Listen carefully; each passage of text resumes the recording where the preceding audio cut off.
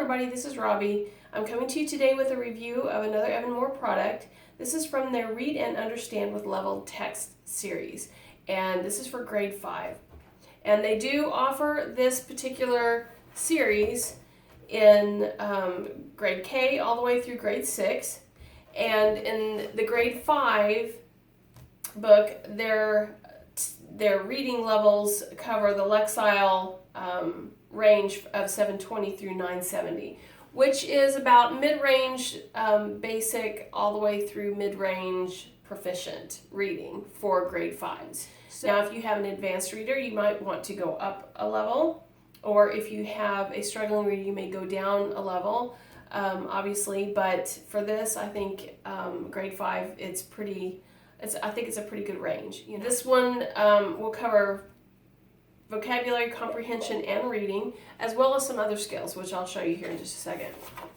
So I love these Evan-Moor books because they're so economical, and they're a fantastic way to supplement a curriculum that you may already have, either to try to give extra practice, or say, for instance, you're pretty eclectic like I am, and your student reads lots of novels, but you really want to kind of check their comprehension and make sure that they're understanding what they're reading and able to read text at their typical, grade leveled reading level.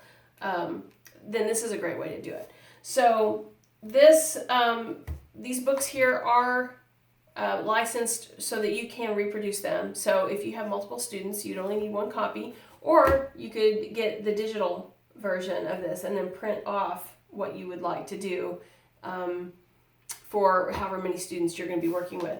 It's obviously able to be used in a classroom, but it's really good for a homeschool environment as well. There are all these different stories in the book, and you can pick and choose which ones you want to do. They don't have to be sequential because each one is going to be at a different reading level. So it will tell you in the table of contents what reading level each one of the stories is at. So this first one, Storm Along, is going to be at the 870 Lexile level, and Vietnamese Holidays is at 950, etc., etc. The Race is at 750. So they're not necessarily increasing in difficulty or anything like that.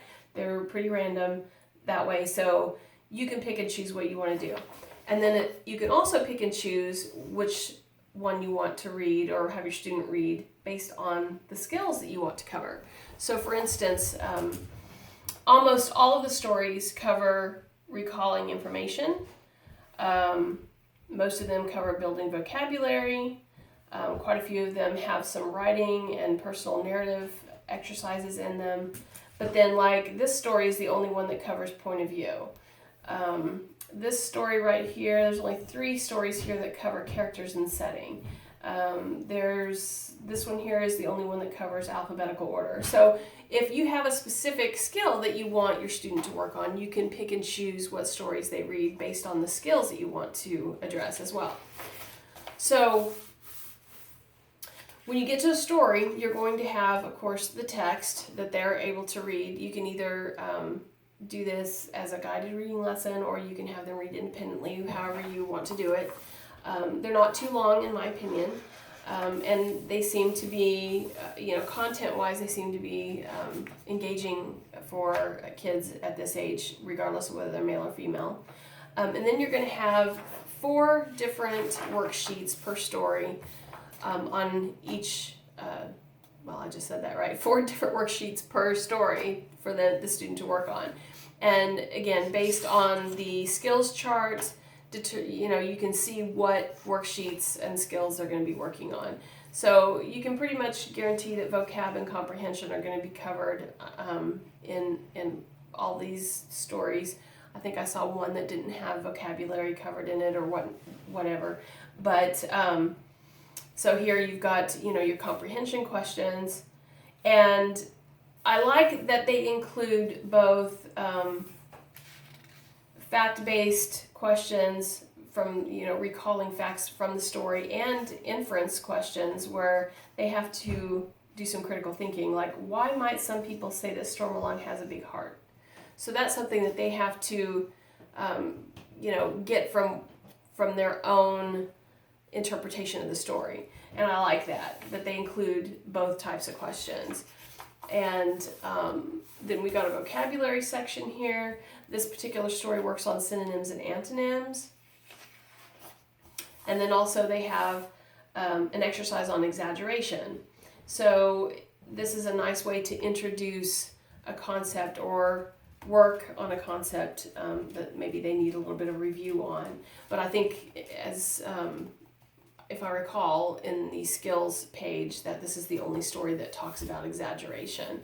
So then we've got Vietnamese holidays. I think I skipped a page. No, only 2 pages on this one. So then you got the question and answer section for comprehension. You got a vocabulary. You got a word find.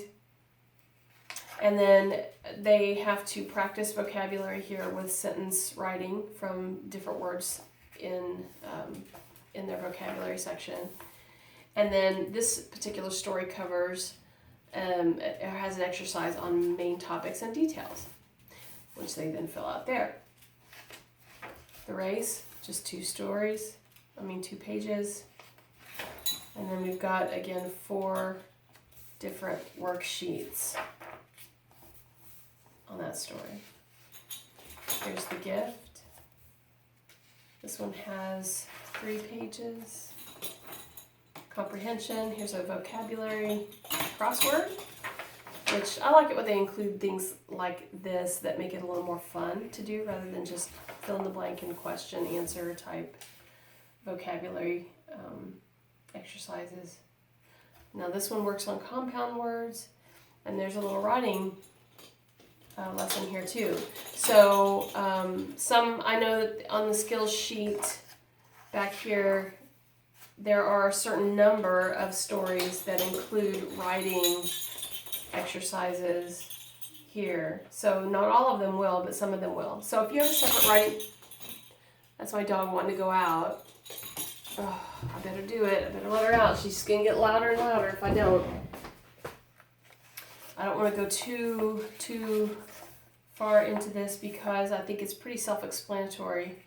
But I like too that there's some informational text too. So it's not just all stories. Some of it is informational. Okay, so again, questions and answers, what and where. So this isn't so much about vocabulary as it is about recalling what they learned in the text. There's an exercise in alphabetical order, which I can appreciate. And then synonyms, which is, a light exercise on vocabulary. So, yeah, as you can see, The Warrior and the Princess. It's another story here. I mean, it just goes through. Beaks and Feathers, more informational text. A little bit of grammar practice there. I noticed the skill sheet had some grammar there. Out of Space. This looks like a fiction story. Some vocabulary, word search. The 1-Inch Boy. So there's some fantasy, some realistic fiction, some informational text. Napkin rings for any occasion. Instructional text. So that's a little bit different. So it really has a nice range of text here that they can work on. Venn diagram. So I just really love Evan-Moor for this sort of thing. If I actually have a full-fledged reading curriculum, and I got it used, and trying to piece it all together, find out, the best price that I could get for each of the components. In some cases, I got the wrong components sent to me because they accidentally misrepresented the product in their listing, and just, from Amazon, getting it used. It took some work to get what I needed. If you're going to buy it new, you're going to look at a couple $100s for a full-fledged, reading curriculum with your comprehension, your vocab, and all that stuff built in.